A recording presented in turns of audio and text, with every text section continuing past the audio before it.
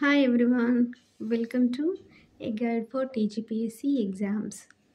Previous వీడియోలో మనం Telangana moment phase 1లో భాగంగా సెకండ్ చాప్టర్ అయినటువంటి స్వతంత్ర భారతదేశంలో హైదరాబాద్ రాష్ట్రం గురించి మనం చదువుకున్నామండి. 57 బిట్స్ దాకా డిస్కస్ చేసాం ఆ వీడియోలో. ఈ వీడియోలో మనం 58 బిట్ నుంచి డిస్కస్ చేస్తాం. సో 58 బిట్ వచ్చేసరికి బూర్గుల రామకృష్ణారావు యొక్క పదవులు, ఆయన చేపట్టిన పదవులు ఏంటి అని అంటే, ఆయన గురించి మనకు ఆల్రెడీ మనం చాలాసార్లు రిపీట్ చేసాం కదండి. బూర్గుల రామకృష్ణారావు మనకు హైదరాబాద్ రాష్ట్రంలో ఎన్నికల ద్వారా ప్రజాస్వామ్యబద్ధంగా ఎన్నుకోబడినటువంటి మొదటి ముఖ్యమంత్రి అని చదువుకున్నాం కదండి.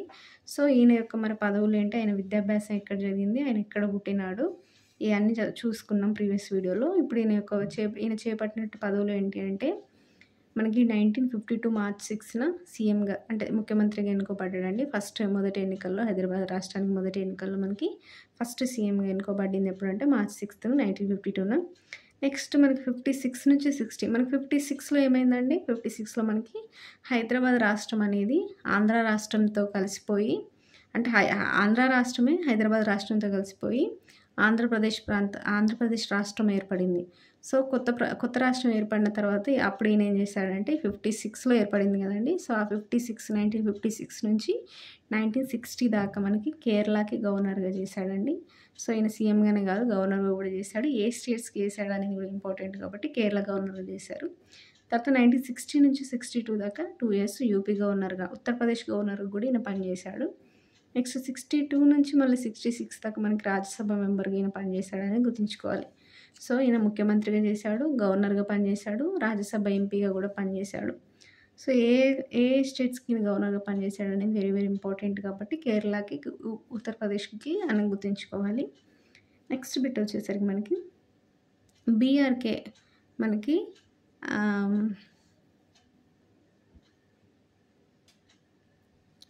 సో బీఆర్కే మనకి గౌరవ డాక్టరేట్ పట్టాలని ఏ టాపిక్స్ మీద అయినా గెలుచుకున్నాడు అని అంటే, గెలుచుకున్నాడు కాదండి, పొందాడు అని అంటే 1953లో మనకి డాక్టర్ ఆఫ్ లిటరేచర్ పొందాడండి. ఏ యూనివర్సిటీ నుంచి అంటే ఆంధ్ర యూనివర్సిటీ అండి. సో డాక్టర్ ఆఫ్ ఏ సబ్జెక్ట్లో ఆయనకి డాక్టరేట్ పట్టా వచ్చింది అని అంటే మనకి 1953లో డాక్టర్ ఆఫ్ లిటరేచర్. ఏ యూనివర్సిటీ అంటే ఆంధ్ర యూనివర్సిటీ అండి. నెక్స్ట్ డాక్టర్ ఆఫ్ లాస్ పట్టా మనకి ఉస్మానియా యూనివర్సిటీ నుంచి పొందిండు. ఏ ఇయర్ అంటే 1956. నెక్స్ట్ బిట్ వచ్చేసరికి బూర్గుల రామకృష్ణారావు స్థాపించిన సంస్థ ఏంటి? సో బూర్గుల రామకృష్ణారావు మనకు పీపుల్స్ కన్వెన్షన్ స్థాపించాడండి. సో ఈయన స్థాపించిన సంస్థ ఏంటనేది వెరీ వెరీ ఇంపార్టెంట్ కాబట్టి పీపుల్స్ కన్వెన్షన్ ఎవరు స్థాపించారండి? బూర్గుల రామకృష్ణారావు. నెక్స్ట్ బూర్గుల రామకృష్ణారావు మరణం ఎప్పుడు అని అంటే మనకి 1967లో అండి. సో 66 దాకా మనకి రాజ్యసభ మెంబర్గా పనిచేశాడు. నెక్స్ట్ 67లో ఈయన సెప్టెంబర్ 14న మరణించాడు అనేది గుర్తుంచుకోవాలి. నెక్స్ట్ బిట్ వచ్చేసరికి బూర్గుల రామకృష్ణారావు సాహిత్య సేవ ఏంటి అంటే, ఈయన ఇంత చదువుకున్నాడు కదా అండి. ఇంత చదువుకున్నప్పటికీ ఈయన ఏమంటారు, సాహిత్యంలో ఈయన బాగా మంచి పండితుడు అండి. ఈయన బూర్గుల రామకృష్ణారావు తెలుగు సాహిత్యంలో. సో ఈయన సాహిత్యంలో భాగంగా ఈయన రాసినటువంటి ఈయన కాంట్రిబ్యూషన్ ఏంటి అని అంటే వెరీ వెరీ ఇంపార్టెంట్ అండి. ఈయన రచనలు అనేటివి బూర్గుల రామకృష్ణారావు. సో అందులో శ్రీకృష్ణ శతకము, 2 పుష్పాంజలి, 3 సారస్వత వ్యాస ముక్తావళి, 4 కవితా మంజరి, 5 నవీన వాజ్మయం, తర్వాత కర్మ కంకణం, తొలి చుక్క, నివేదన, dream of poets and poems. ఇవన్నీ మనకి బూర్గుల రామకృష్ణారావు యొక్క సాహిత్య సేవలండి. సో బూర్గుల రామకృష్ణారావు స్వయంగా మనకి సాహిత్యంలో పండితుడు కనుక ఆయన యొక్క రచనలు అన్నిటి ఇంపార్టెంట్, గుర్తుంచుకోవాలి. నెక్స్ట్ బిట్ వచ్చేసరికి మనకి ఏ గ్రంథాన్ని ఉర్దూ నుండి తెలుగులోకి అనువదించాడు? ఎవరు? బూర్గుల రామకృష్ణారావు అండి. ఈయన ఈ రచనలు చేయడమే కాకుండా ఉర్దూ నుంచి అంటే ట్రాన్స్లేట్ కూడా చేశాడండి ఉర్దూ నుంచి తెలుగులోకి. ఏ గ్రంథాన్ని అని అంటే ఉమర్ ఖయ్యూ రుబాయిలా. సో ఉమర్ ఖయ్యూ రుబాయిలా అనే గ్రంథాన్ని ఉర్దూ నుంచి తెలుగులోకి అనువదించాడు. అంతేకాకుండా ఏ వ్యాస సంకలనంలో రెడ్డి రాజుల విషయాలు, నండూరి ఎంకి పాటలు, అప్పకవి తెలుగువాడని చెప్పాడు? సో ఈయన ఒక వ్యాస సంకలనంలో రెడ్డి రాజుల విషయాల గురించి చెప్పాడండి. అంటే రెడ్డి రాజుల గురించి. అంతేకాకుండా నండూరి ఎంకి పాటల గురించి ఈయన డిస్కస్ చేశాడు. అప్పకవి తెలుగువాడని కూడా చెప్పిండండి. సో, అప్పకవి తెలుగువాడని చెప్పిన ఏ వ్యాస సంకలనం అంటే సారస్వత వ్యాసముక్తావళి. సో, ఈయన సారస్వత వ్యాసముక్తావళి ఈయన రచన అని చదువుకున్నాం కదండి. సో, ఇందులోనే మనకి ఇవన్నీ టాపిక్స్ డిస్కస్ చేశాడని గుర్తుంచుకోవాలి. నెక్స్ట్ బిట్ వచ్చేసరికి మనుషులలో చిత్తవాంఛల్యాన్ని ఏ రచనలో తెలిపాడు? సో, మనుషుల్లో చిత్తవాంఛల్యాన్ని ఏ రచనలో తెలిపాడంటే కృష్ణ శతకం అండి. కృష్ణ శతకం కూడా ఈయనదాన్ని చదువుకున్నాము. నెక్స్ట్ బిట్ వచ్చేసరికి శ్రీ వెంకటేశ్వర సుప్రభాతంని ఏ లాంగ్వేజ్లో రాశాడు? సో, ఈయన శ్రీ వెంకటేశ్వర సుప్రభాతాన్ని సంస్కృతంలో రాశాడండి. సో, శ్రీ వెంకటేశ్వర సుప్రభాతాన్ని సంస్కృతంలో రాసింది ఎవరు అని అంటే మనకి బూర్గుల రామకృష్ణారావు. దీన్ని ఎప్పుడు శ్రీ వైష్ణవ సమాజం ప్రచురించిందంటే 1958లో ప్రచురించింది. నెక్స్ట్ బిట్ వచ్చేసరికి బూర్గుల రామకృష్ణారావు అనువాద రచనలు ఏంటి? ఆల్రెడీ మనం ఇక్కడ ఉమ్మర్ కయూరుబాయిలా అనే గ్రంథాన్ని ఉర్దూ నుంచి తెలుగులోకి అనువదించాడని చదువుకున్నాం కదండి. వాటితో పాటు ఇంకేం ఏమేమి అనువదించాడు అంటే ఈయన తెలుగులోకి అనువదించినవి ముఖ్యంగా మనకి మూడు చూసుకోవచ్చండి. అందులో ఒకటి లహరి పంచకం, 2 సౌందర్య లహరి, 3 పారశి వాంగ్మయ చరిత్ర. సో, లహరి పంచకం వచ్చేసరికి మనకి జగన్నాథ పండితుడు రాశాడండి లహరి పంచకాన్ని. సో, ఈ లహరి పంచకాన్ని తెలుగులోకి ఏమని అనువదించాడంటే పండిత పంచామృతం అని అనువదించాడు. నెక్స్ట్ సౌందర్య లహరి ఎవరు రచించారు అంటే శంకరాచార్యులు అండి. ఈ సౌందర్య లహరి శంకరాచార్యులు రచించినటువంటి సౌందర్య లహరిని తెలుగులోకి ఏమని ఈయన అనువదించాడు అంటే ఏ పేరుతో అంటే కనకదారాబ్దయ అనే పేరుతో అయినా కనకదారస్తవం అనే పేరుతోటి శంకరాచార్యులు రచించినటువంటి సౌందర్యలహరిని తెలుగులోకి అనువదించాడండి. నెక్స్ట్ పారశీ వాంగ్మయ చరిత్రని మనకి తెలుగులోకి కూడా ఈయన అనువదించాడు అనేది గుర్తుంచుకోవాలి. ఇవన్నీ ఈయన బూర్గుల రామకృష్ణారావు యొక్క ముఖ్యమైనటువంటి అనువాద రచనలన్నీ తెలుగులోకి అనువదించాడు. నెక్స్ట్ బిట్ వచ్చేసరికి మనకి పారశిక కవి పిరదౌసిని తెలుగు కవి తిక్కనతో ఎవరు పోల్చారు? సో, ఈయన పారశిక కవి పిరదౌసి ఎవరైతే ఉన్నారండి పారశిక కవి అండి పిరదౌసి. ఈ పిరదౌసిని ఎవరితో పోల్చిండంటే తెలుగు కవి తిక్కనతో పోల్చాడండి. ఎవరు పోల్చారు అని అంటే బూర్గుల రామకృష్ణారావు. ఎవరితో పోల్చారు అనేది ఇంపార్టెంట్. ఎవరు పోల్చారు మరి ఇదంటే బూర్గుల రామకృష్ణారావు అనేది గుర్తుంచుకోవాలి. నెక్స్ట్ బిట్ వచ్చేసరికి బూర్గుల రామకృష్ణారావు పీఠికలు. సో, ఈయన యొక్క పీఠికలు ఏంటి అని అంటే ఒకటి గాలిబ్ గీతాలండి, దాశరథి రచించినటువంటి గాలిబ్ గీతాలు. నెక్స్ట్ మేఘ సందేశం, ఇది ఆత్మానంద స్వామి రచించినటువంటి మేఘ సందేశం. 3 పోతన చరిత్ర అండి, ఇది వానమామ మలై అనే వ్యక్తి రాసినటువంటి పోతన చరిత్ర. ఇవి మనకి బూర్గుల రామకృష్ణారావు యొక్క పీఠికలు అనేది గుర్తుంచుకోవాలి. నెక్స్ట్ బిట్ వచ్చేసరికి రావి నారాయణ రెడ్డి జన్మస్థలం ఏంటి? సో, ఇక్కడ దాకా మనము బూర్గుల రామకృష్ణారావు గురించి డిస్కస్ చేసుకున్నామండి. అంటే ఆయన జన్మస్థలం ఏంటి, ఆయన విద్యాభ్యాసం ఎక్కడ చేశాడు, ఆయన చేపట్టినటువంటి పదవులు ఏంటి, ఆయన ఏ సంస్థలు స్థాపించాడు, అంతేకాకుండా ఆయన సాహిత్యపరంగా ఎటువంటి సేవ చేశాడు, ఏ రచనలు రచించాడు, వేటిని అనువదించాడు అనేటివి కూడా మనం డిస్కస్ చేసాం. అంతేకాకుండా మనకి ఈ రచనలకి ఈయన పీఠికలు కూడా రాశాడని చదువుకున్నాను. బూర్గుల రామకృష్ణారావు పీఠికలు ఏంటంటే ఏ గ్రంథాలకు రాశాడంటే దాశరథి యొక్క గాలిబ్ గీతాలకి, ఆత్మానంద స్వామి రచించినటువంటి మేఘ సందేశానికి, వానమామ మలై రచించినటువంటి పోతన చరిత్రకు కూడా ఈయన పీఠికలు రాశాడనేది ఇక్కడ మనం చదువుకున్నాం. ఇప్పుడు మనం రావినారాయణ రెడ్డి గురించి డిస్కస్ చేస్తామండి ఇక్కడ నుంచి. సో, రావినారాయణ రెడ్డి వచ్చేసరికి మనకి 1908 నుంచి 1991 దాకా బతికాడండి. సో, 1908లో జన్మించాడు, 1991 దాకా ఈయన బ్రతికున్నాడు. సో, ఈయన జన్మస్థలం ఏంటి రావినారాయణ రెడ్డి అని అంటే మనం ఆల్రెడీ రావినారాయణ రెడ్డి గురించి ఏం చదివినామండి. 1952 ఎన్నికల్లో అత్యధిక మెజార్టీతోటి ఎంపీ స్థానంలో గెలిచినటువంటి వ్యక్తి అని చదువుకున్నాం కదండి ఇండియా మొత్తంలో. సో, ఈయన యొక్క జన్మస్థలం ఏంటి, ఈయన ఇంపార్టెన్స్ కూడా తెలుసుకోవాలి కదండి. సో, ఈయన ఏంటి జన్మస్థలం యాదాద్రి జిల్లాలో బొల్లెపల్లిలో జన్మించిండండి. ఇక్కడ యాదాద్రి జిల్లా బొల్లెపల్లిలో జన్మించిండు రావినారాయణ రెడ్డి. నెక్స్ట్ బిట్ వచ్చేసరికి వీర తెలంగాణ గ్రంథం రచించిన వారెవరు? సో, వీర తెలంగాణ గ్రంథాన్ని కూడా రచించింది ఎవరు అంటే రావి నారాయణ రెడ్డియే. సో, ఆ గ్రంథం పేరు ఇంపార్టెంట్ అండి. కొంచెం ఇట్లాంటి పేరుతో సిమిలర్గా చాలా గ్రంథాలు ఉంటాయి కాబట్టి కన్ఫ్యూజ్ అవ్వకుండా గుర్తుంచుకోవాలి. వీర తెలంగాణ గ్రంథం ఎవరంటే రావి నారాయణ రెడ్డి. నెక్స్ట్ బిట్ వచ్చేసరికి రావి నారాయణ రెడ్డి ఏ ఆంధ్ర మహాసభలకు అధ్యక్షత వహించాడు?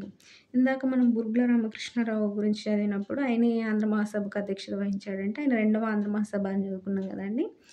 ఇప్పుడు రావి నారాయణ రెడ్డి ఏ ఆంధ్ర మహాసభలకు అధ్యక్షత వహించాడంటే రెండు ఆంధ్ర మహాసభలకి ఈయన అధ్యక్షత వహించాడండి. ఒకటి చిలుకూరు ఆంధ్ర మహాసభ, 2 భువనగిరి ఆంధ్ర మహాసభ.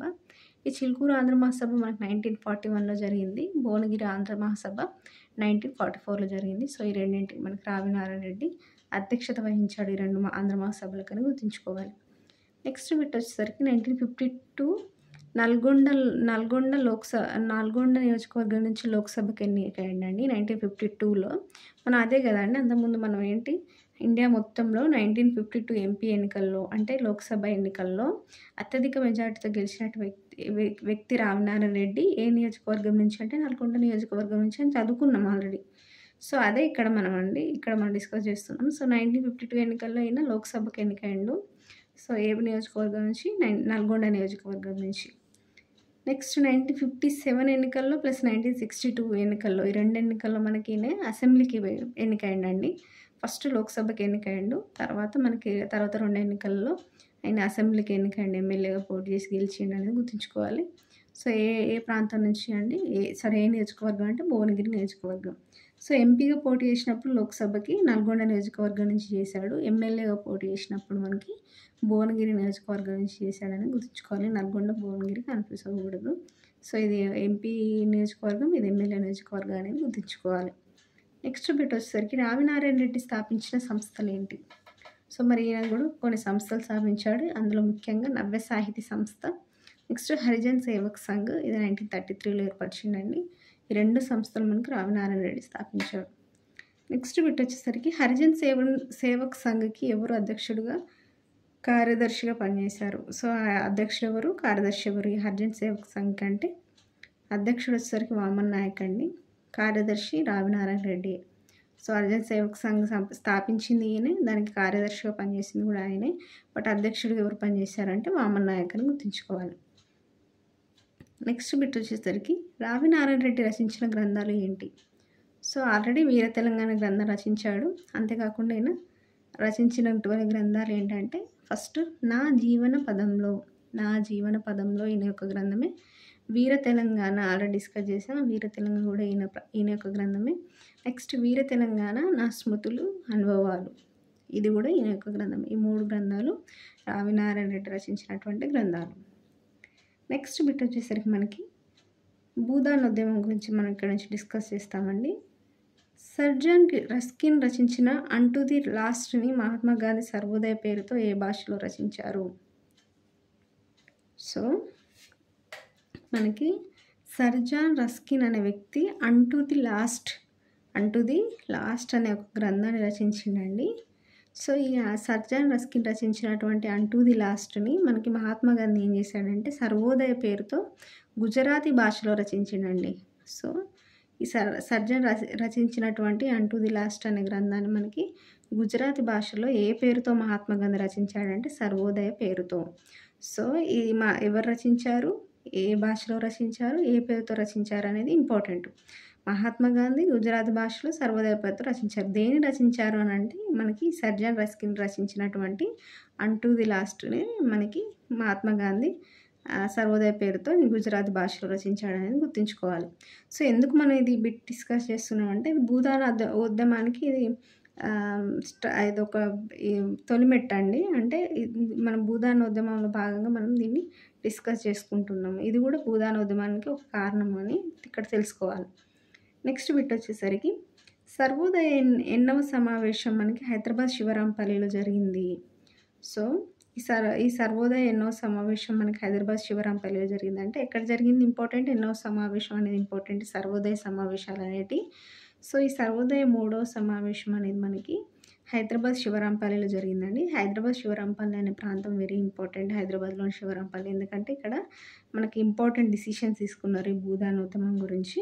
కాబట్టి ఇది వెరీ వెరీ ఇంపార్టెంట్ బిట్ అండి, ఇది అస్సలు మర్చిపోకూడదు. సో భూదాన ఉద్యమం చేయాలి అని డిసైడ్ అయింది ఈ సమావేశంలో. కాబట్టి ఎక్కడ జరిగింది ఆ సమావేశం, అది ఎన్నో సమావేశం, ఏ డేట్న జరిగింది అనేది ఇక్కడ వెరీ వెరీ ఇంపార్టెంట్. సో ఈ భూదాన ఉద్యమం అనేది మనకి భూదాన ఉద్యమం చేయాలనే డిసిషన్ మనకి ఇక్కడనే తీసుకున్నారు కాబట్టి ఈ ఏ సమావేశంలో భాగంగా అంటే ఈ సర్వోదయ సమావేశంలో భాగంగా ఈ డిసిషన్ తీసుకున్నారండి. మరి ఈ సర్వోదయ ఎన్నో సమావేశం ఇది అంటే 3వ సమావేశం. ఎక్కడ జరిగిందంటే హైదరాబాద్లోని శివరాంపల్లిలో. ఎప్పుడు జరిగిందంటే అండి 1951 April 8 to 11. So 1951 April 8 to 11 మనకి ఈ సర్వోదయ 3వ సమావేశం జరిగిందండి. సో ఇదే సమావేశంలో మనకి ఈ భూదాన ఉద్యమం చేయాలి అనేది ఒక ఇంపార్టెంట్ డిసిషన్ తీసుకున్నారండి. Very very important decision. So ఈ సమావేశం ఎప్పటి నుంచి ఎప్పటిదాకా జరిగింది కూడా ఇంపార్టెంట్ కదండి. ఏప్రిల్ 8 నుంచి 11 దాకా జరిగింది ఈ సమావేశం 1951లో. నెక్స్ట్ బిట్ వచ్చేసరికి వినోబా భావే శాంతియాత్ర ప్రారంభం ఎప్పుడు జరిగింది. సో ఈ భూదాన ఉద్యమం మనకి అంటే భూదాన ఉద్యమం చేయాలని డిసైడ్ అయిన తర్వాత మనకు ఫస్ట్ వినోబా భావే శాంతియాత్ర ప్రారంభించిండండి. వినోబా భావే ఎప్పుడు శాంతియాత్ర ప్రారంభించాడంటే ఏప్రిల్ 15 అండి. సో మనకి సమావేశం ఎప్పటిదాకా జరిగింది ఏప్రిల్ 8 to 11 జరిగింది. తర్వాత 4 డేస్కి ఏప్రిల్ 15 వినోబా భావే శాంతియాత్ర ప్రారంభించిండు.